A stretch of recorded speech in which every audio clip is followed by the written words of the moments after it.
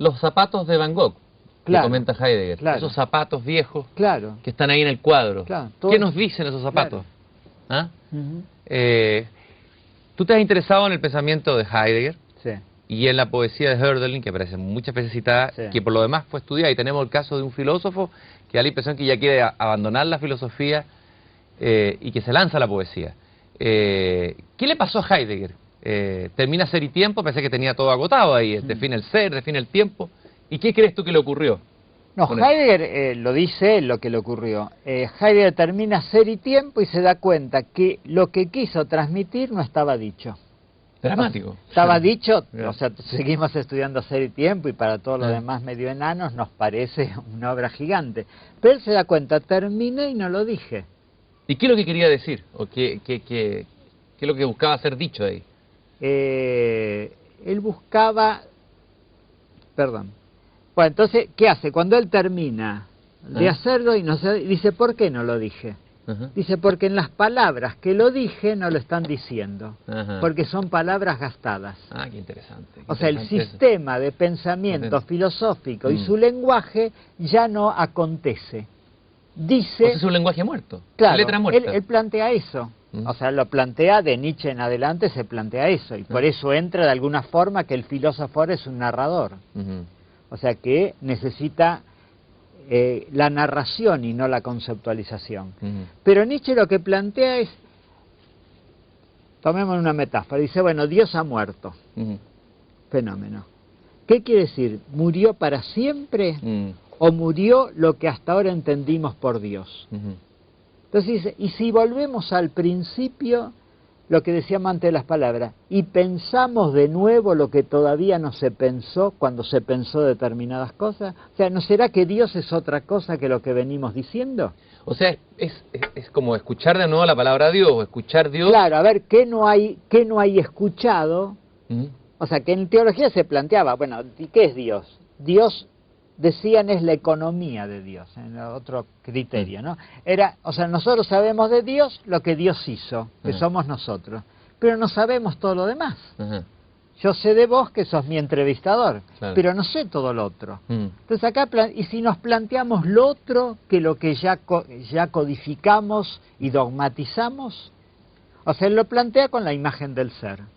El ser es el ser de las cosas.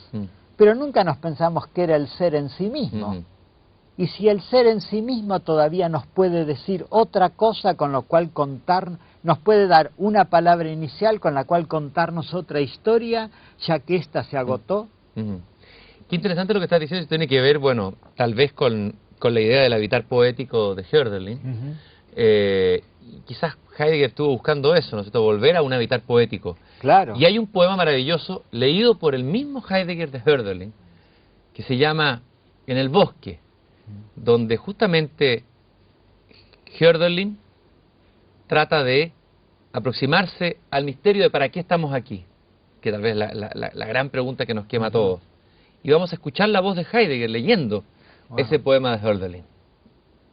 Aber in Hütten wohnet der Mensch, En el und bosque. hüllet sich ins Pero es que en verschmiegte cabañas habita el hombre, denn y se inniger cubre ist, de achtsam avergonzados auch, atuendos, und dass bewahre pues den también Geist, él tiene su intimidad y die atención, himmlische Flamme, y del hecho que él se deba al dies Espíritu, ist sein así como lo hace la sacerdotisa und con el darum fuego ist divino, die Willkür ihm, esto es und lo que höhere Macht constituye su zu entendimiento. fehlen und zu Y es vollbringen, por eso denn que Gott carece de hat ihn arbitrariedad und y de una darum fuerza ist superior, der Güter y para gefährlichste cumplir con los divinos die Sprache, le ha sido asignado al dem hombre Menschen el más gegeben, peligroso de los bienes, damit er el lenguaje, schaffend, para que el hombre al crear, destruir y decaer retorne desde aquel a la Madre y Maestra eterna, y para que produzca lo que a él le haya sido legado desde esta, lo suyo más divino, que aprenda de ella la forma del amor que todo lo ihr sustenta. Göttlichstes, die allerhaltende Liebe.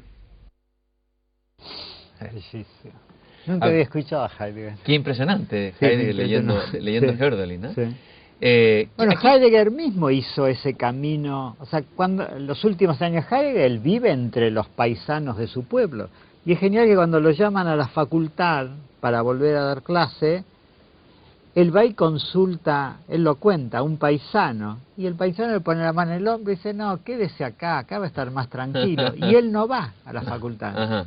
Claro, pregunta al hombre montaña. Claro, Tiene claro. más autoridad que a lo mejor un Claro, académico. o sea, de alguna forma él vuelve a esa desnudez, ¿no? Ajá. Él vuelve a ese contacto con la vida, que uno lo puede tener también en la ciudad, pero es la idea, esto que lo que nos contactamos todo el tiempo es con la costumbre y con el código, con la construcción de lo real, y no con la vida. O sea, yo creo que si hay un cambio que está pasando, o sea, obvio que lo único que registramos es lo que está cayendo, pero si algo están haciendo es ese regreso a la vida, en vez de salirse de la historia y volver a la vida, ¿no? Digo, ¿qué pasa?